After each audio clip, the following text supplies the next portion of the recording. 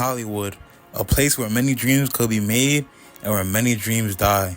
Now, Hollywood was once looked at as a place where people accomplish their goals, chase their dreams, and live the good life. You got the money, you got the fame, and you got the women. Well, some get the women. And what I mean by that is some of your favorite entertainers likes to partake in some man games. Some of these guys that you see around girls 24/7 and got them all in videos, they don't really like women for real. Like, I'll tell you that much. Even when you hear about these entertainers partying together, they're not just regular partying. As soon as the clock hits 12 a.m., they're all about to enter the hell in the cell. They're all gonna be half naked, wondering how the fuck they got to the situation. For example, Diddy. With the recent allegations that has came out about him, this nigga is crazy. So imagine you got a job with Diddy, you work for that nigga, and imagine you just chilling with this dude, right? And all of a sudden, he's rubbing on you, he's caressing your skin, rubbing his fingers through your hair, stuff like that. Like, what the fuck? Like, why you still there, my nigga? Leave now. Get out of there. Like, this dude really tried his hardest to seduce Kevin Hart and lure him into his freaky fantasy bedroom. And thank God Kevin Hart was denying. Like, get off him, my nigga. The fuck are you doing? Even Usher, he just there clueless as fuck, not wanting to say a word because he already got his ass taken by Diddy when he went to his house as a little kid. No offense, but Usher already got his soul taken by Diddy. My God, Usher already been to Diddy's lair already. He already know what goes down in there. Reality, bro. He don't want to say nothing. That's why. Like, just look at this nigga's picture on the screen, bro. This nigga looks soulless. Look at this nigga, bro. His soul is taken, bro. This is not Usher, bro. This is not the, yeah, Usher that I know, bro. This is the devil right here, bro. Look at this nigga. Now, if you haven't figured it out yet, this dude Diddy likes man butt. Shit like that. I'm sorry, YouTube. You gonna have to come. You gonna have to strike this video. I don't really care, bro. I gotta expose this man, for real. Look at this clip right here where my nigga Jadakiss at Fabulous wasn't comfortable. I wanted my Diddy because Diddy want to be like, Daddy, look at Daddy. Just look at this, Daddy, I like when you scrambling and scraping some shit. I like that. I'll be practicing. Even my guy Meek Mill, this nigga took a trip to Diddy's house and freestyled to a song, and apparently Diddy wanted to turn Meek out. Just look at your screen.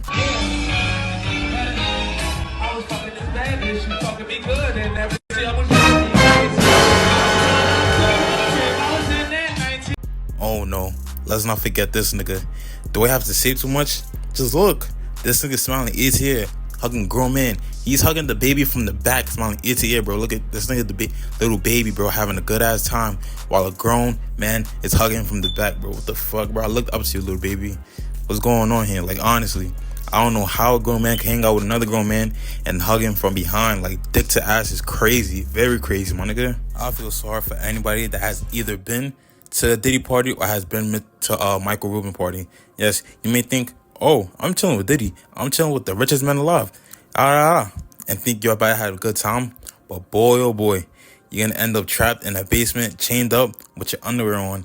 And all these celebrities are soulless and you should admire them or look up to them. Because they're all a part of the fucking Illuminati, my nigga. Stop looking up to these celebrities, bro. They evil people. People aren't authentic anymore. And it's a sad thing to see. Go from rags to riches to partying with Diddy is an insane transition and should be looked into. Even if those celebrities aren't a part of the man game, think again, my nigga, because yes, they are. Nigga! You sure you can handle it? Dude, it's in black and white. Come on. All right.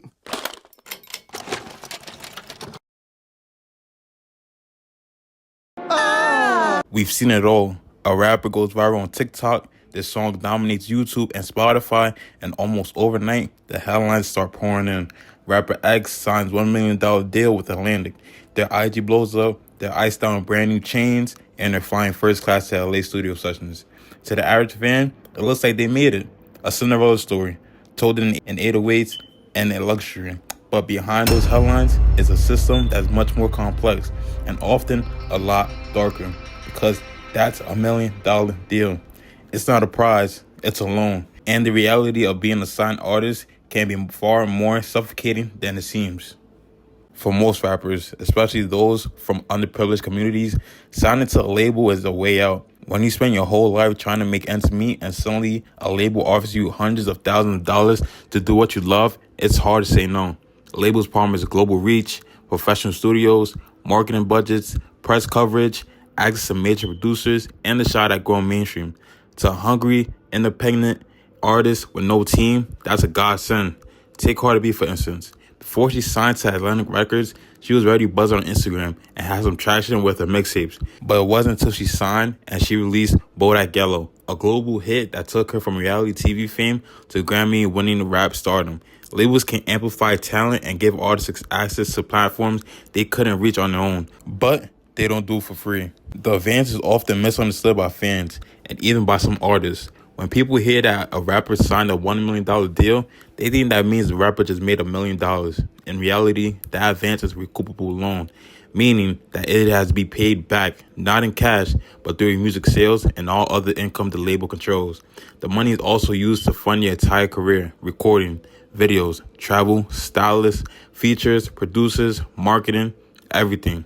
So by the time an artist actually sees that money in the personal bank account, it's often a small fraction of the headline number.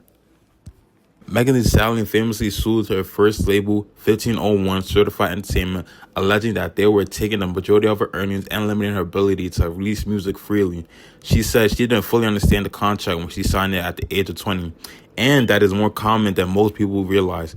Advances give artists quick money, but unless you sell big and recoup, you're in debt to the label, and they hold that leverage against you until that debt is clear. In today's industry, most major labels offer what's called a 360 deal, a contract where they take a percentage not just from your music sales, but from your tours, your merchandise, your brand deals, your YouTube revenue, and sometimes even your likeness rights.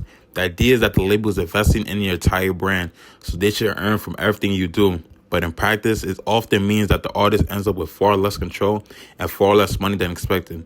NBA Youngboy, one of the most streamed artists in the world, has been open about his rocky relationship with Atlantic Records.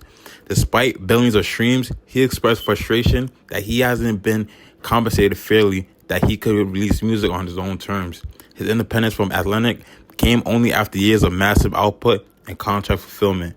When the label owns your masters and takes the cut of everything else, you can incredibly be a successful rapper on paper, but still feel broke and powerless in real life. One of the most crushing realities of signing to a label is not losing control of your creative output. Once you sign, you're not just making money for yourself anymore. You're making it for a boardroom.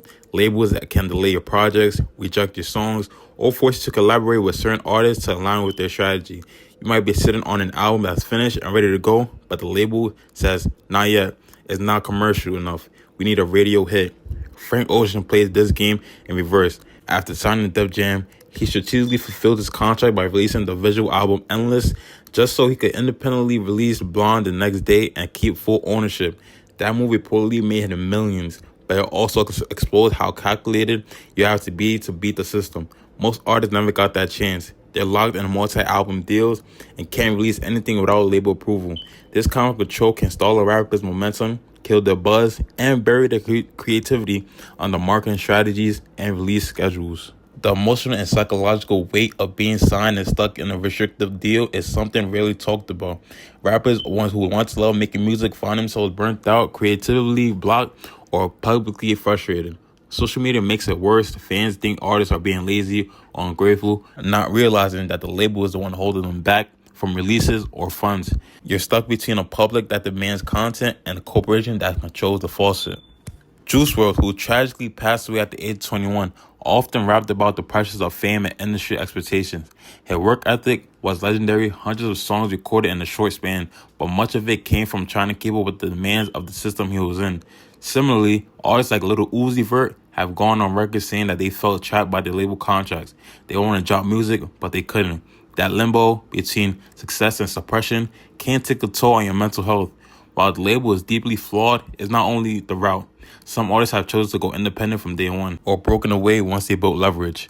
Russ is a textbook example. He dropped music every week for years on SoundCloud, built a loyal fan base, and handled all his production, mixing, mastering, and distribution. By the time labels came calling, he already had leverage. He signed a partnership deal, not a traditional contract, and kept ownership of his masters. That decision alone allowed him to make him millions while maintaining full control. Larry June is another example. Known for his smooth delivery and independent hustle, he built a self-sustaining career by staying consistent and controlling every aspect of his brand. But independence is easy. Without a label, you are the manager, the marketer, the tour planner, the budget holder. You don't have the upfront cash or connections, but you keep what you earn. and you answer to no one. Signing to a label isn't automatically selling your soul, but it is giving up something: ownership, freedom, or future revenue. And most artists don't understand the long-term consequences until it's too late. The industry presents a dream: fast fame, big money, global exposure, but that is often financed by your own labor, your rights, and creativity. Some artists win the game, some outsmart the system, but many get chewed up and forgotten. So if you're an artist or just a fan, ask yourself, would you take the deal if it meant lose control, or would you rather build slower but on your own terms? That's the real choice behind every record contract.